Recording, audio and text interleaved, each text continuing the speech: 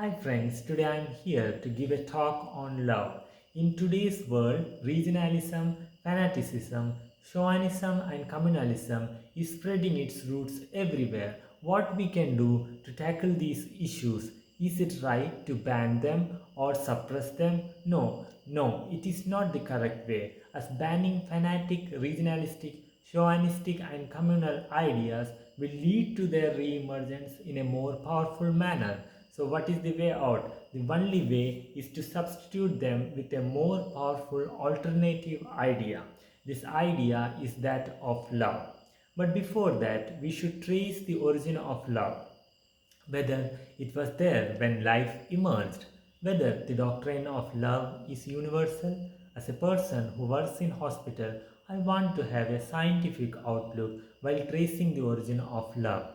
According to me, we can trace the origin of love to the evolutionary history of cell itself. We all know that the multicellular organism evolved from single cellular organism. This means that the first cell was ready to accept the existence of another cell in its closer vicinity. It was ready to accommodate more cells.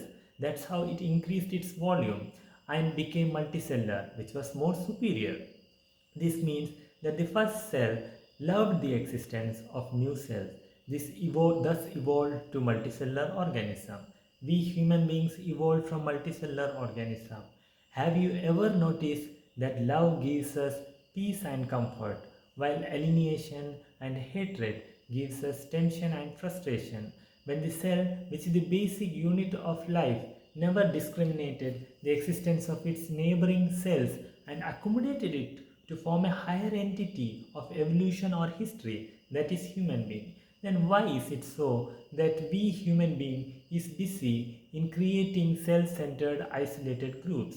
This means we no longer need to go behind the intermittent history which glorifies a particular religion, caste, creed, dynasty, and while doing so creates an institutional setup that make sure that fanatic tendencies sustain.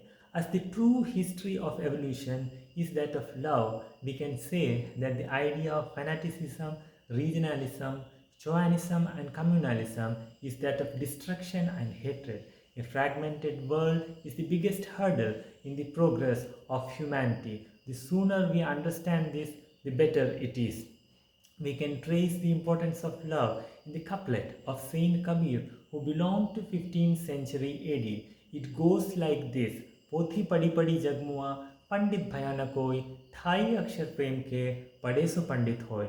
Kabir Das tells us that despite all our knowledge, due to accumulation of factual data from the books, we cannot become wise. Only if we read and understand uh, what love is, or became loving and lovable, only then the wisdom will dawn on us. One will wonder, how can a man who lived in 15th century have this much understanding of the principles of the world? During those time also the society was full of divisions. The answer lies to the fact that the Kabir, who himself belonged to a Brahmin parents, was raised by Muslim weavers' parent. This plays an important role in his life to accommodate knowledge from diverse religious sects and putting forward the philosophy of love. With this talk, I had tried to prove that both scientifically and philosophically, love is the only idea which can deal with the dividing tendencies of the society. Thanks a lot for listening to my talk.